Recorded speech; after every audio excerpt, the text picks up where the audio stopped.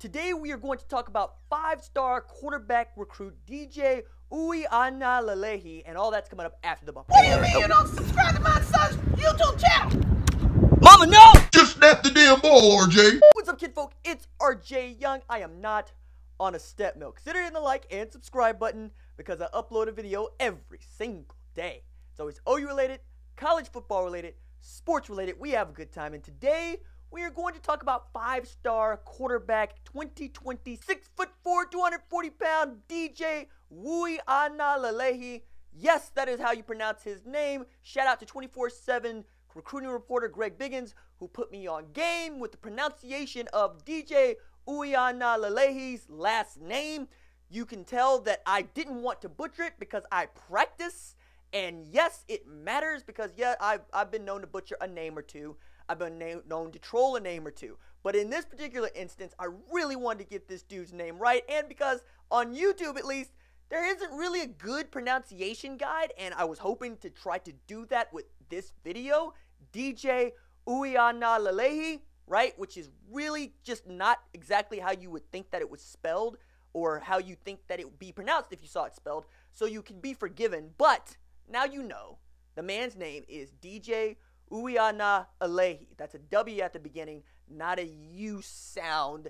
And we go from there. But DJ Uiagalelei. Now, I'm really going to keep practicing because, well, DJ's going to be next. Because with his size, let's start with his size. He's 6'4", 240. And he can throw a football over them mountains. Now, over there at St. John Bosco, what they do is put out really outstanding recruits. You know that Chris Steele is from St. John Bosco. He's 2019 cornerback.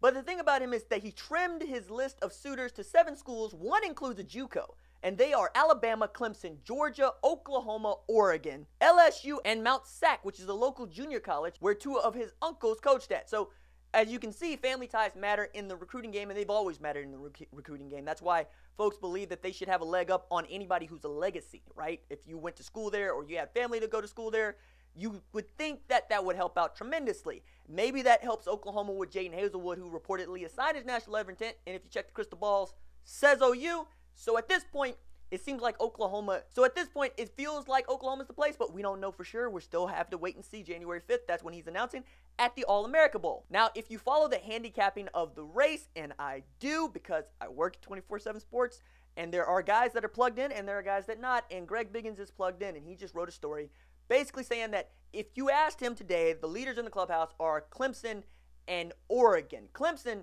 apparently, dude just loves the culture there and wouldn't mind following up a guy like Trevor Lawrence, because at the time you're talking about maybe spending another year behind Trevor Lawrence, who would go in the 2021 NFL draft today as the #1 overall pick, and then you're in line to inherit another outstanding Clemson program, which all they've continued to do is play in national championship games, and that's a really good look in January of 2019 as they get ready to take on Alabama again for a national title. I know that a lot of folks are upset about Alabama and Clemson being the national title again, but to that I say, get good, son. Like, I like this in college football because the bar being raised is good for the sport. Everybody else has to chase those 2 teams, in particular Alabama more than Clemson, because Clemson's got the 1 national title in this century, whereas Alabama, Nick Saban runs college football, right? And Oklahoma, as a team that is chasing Alabama and Clemson and has continued to bump up against the ceiling called making the college football playoff, maybe a guy like DJ can help you. Right now, we all know that Spencer Rattler is going to be on campus this summer. 2019 5-star recruit, the #1 quarterback recruit in the 2019 class. But also maybe you're thinking perhaps because DJ's system at St. John Bosco looks a lot like the one that they played at Oklahoma, that could sway him. But today it doesn't feel like that because he's visited all of these schools, even LSU, and not really visited Oklahoma. And I think if you're an Oklahoma fan, that's the thing for you to just be wary of.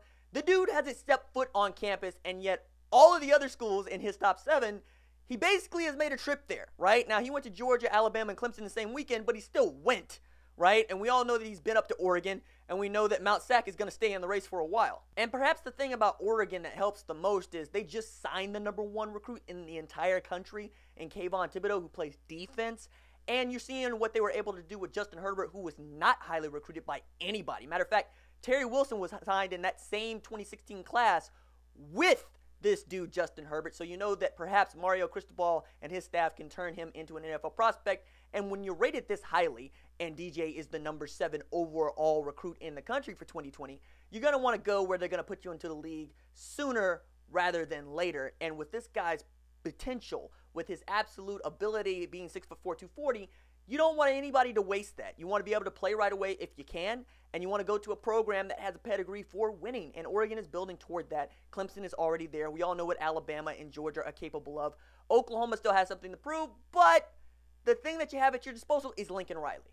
Lincoln Riley is the best play caller in all of football, has the best offense in all of football, has put back-to-back Heisman winners on the podium, and if he wants you, that means that you could probably be pretty good. Now, he also wanted Bryce Young, and Bryce Young committed to USC, and we'll see about that, right? Because Cliff Kingsbury coming in there, we'll see how that vibe goes.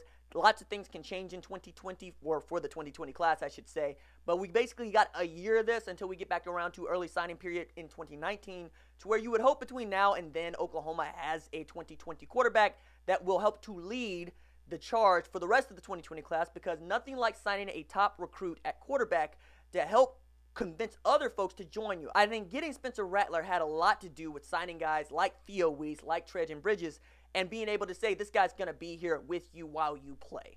Maybe that will happen with DJ. We'll have to wait and see, but that's what he's thinking right now. All right, that's it for me. Deuces.